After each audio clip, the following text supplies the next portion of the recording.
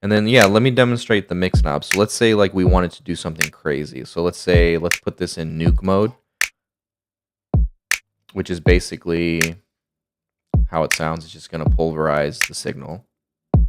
Let's do something crazy. Let's do like 10.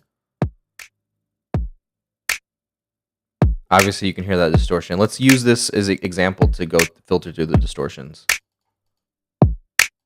So that's distortion 2. Distortion 3. And you should be able to link both. Oh, then you can high pass. I forget, yeah. So you can high pass into the distortions, which is pretty cool.